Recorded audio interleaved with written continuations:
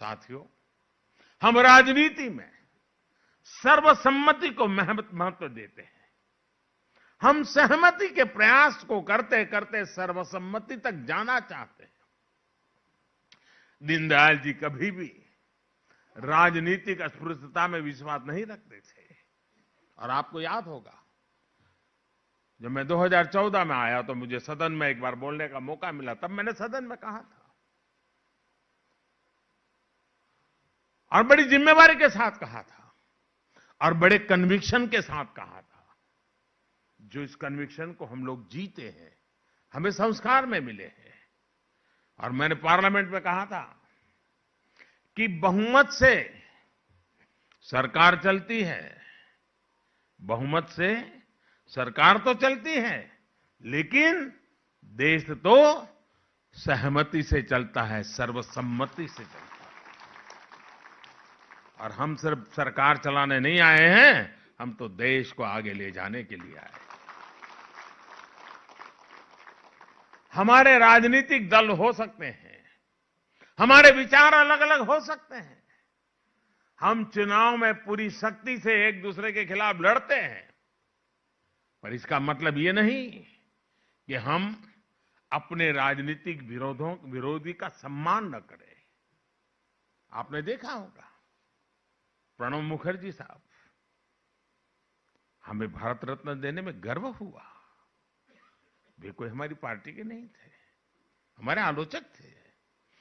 अभी आसाम में तरुण गोगोई जी, नागालैंड में एमसी जमीर जी, ये सारे हमारे राजनीतिक विचार थे, हमारे राजनीतिक दल से कोई लेना देना नहीं था। न ही हमारी पार्टी का हिस्सा थे, न हमारे गठबंधन का हिस्सा थे, लेकिन राष्ट्र के प्रति उनके योगदान का सम्मान करना हमारा कर्तव्य। हमने पद्मश्री दिया, पद्म भूषण दिया। राजनीतिक अस्पृश्यता का विचार हमारा संस्कार नहीं है। आज देश भी इस विचार को, अस्पृश्यता के विचार को अब देश अस्वीकार कर चुका है। हां, ये बात जरूर है कि हमारी पार्टी में वंशवाद को नहीं, कार्यकर्ता को महत्व दिया जाता है। इसलिए आज देश हमसे जुड़ रहा है और हमारे कार्यकर्ता भी हर देशवासी को अपना परिवार मानते हैं। कहीं कोई आपदा आती है तो हमारे करोड़ों कार्यकर्ता अपना सब कुछ छोड़कर वहां पहुंच जाते हैं। कोरोना जैसा इतना बड़ा संकट आया, दुनिया में हर कोई अपने जीवन के लिए डरा हुआ था, लेकिन हमारे करोड़ों कार्यकर्ताओं ने अपना दायित्व समझकर दिन रात एक कर दिया। राष्ट्रीय अध्यक्ष जी ने पार्टी कार्यकर्ताओं से आह्वान किया था कि सरकार के साथ साथ वो भी अपनी जिम्मेदारी निभाएं। हर कार्यकर्ता ने सेवा के संकल्प को राष्ट्रव्यापी मिशन बना दिया था।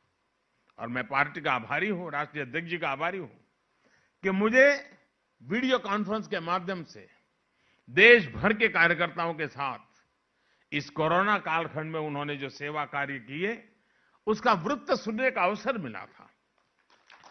हमारे कार्यकर्ताओं ने कैसे कैसे संकटों को, रिस्क को उठाया था और कितने जी जान से उन्होंने गरीबों की सेवा की थी।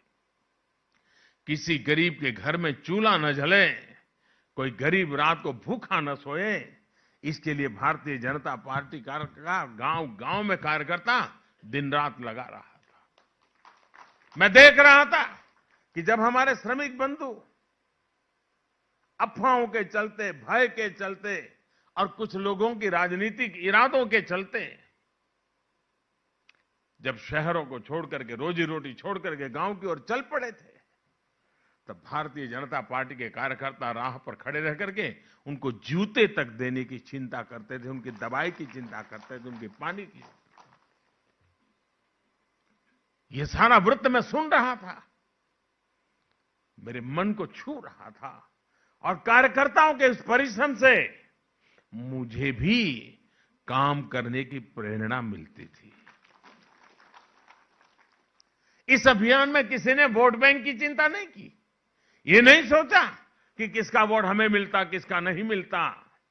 साथियों, हमारी पार्टी, हमारी सरकार आज महात्मा गांधी के उन सिद्धांतों पर चल रही है जो हमें प्रेम और करुणा के पाठ पढ़ाते हैं।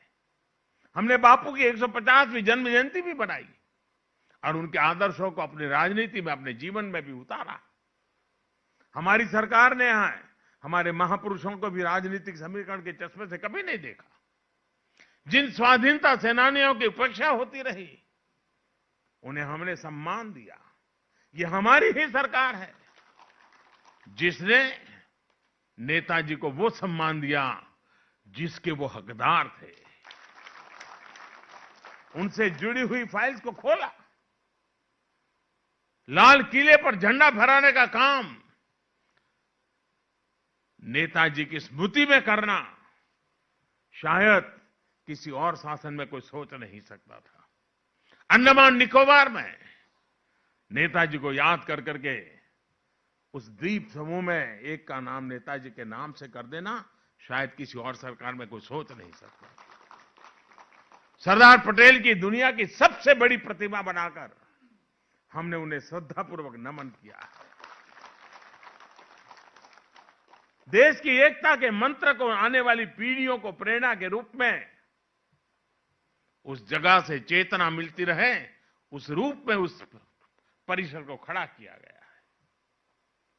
और मैं तो मेरे सभी सांसदों को चाहूंगा कि कभी न कभी अपने कार्यकर्ताओं की टोली बना करके जरूर उस स्थान पर जाइए, कम से कम एक रात वहां बिताइए।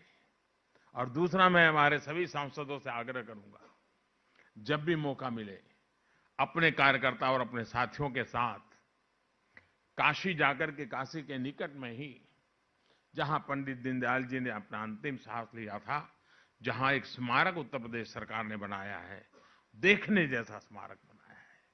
दीनदयाल जी की भव्य प्रतिमा वहां रखी है। वो इतना बढ़िया परिसर बना है, हम लोगों के लिए बड़ा एजुकेटिव है। आप जरूर कभी, काशी से कोई ज्यादा दूर नहीं है, बाय रोड आप चले जा सकते हैं और वहां एक बार हो आइए। हमारे लिए सारे तीर्थ क्षेत्र हैं और हम लोगों ने कभी न कभी मौका लेकर के वहां जाना चाहिए।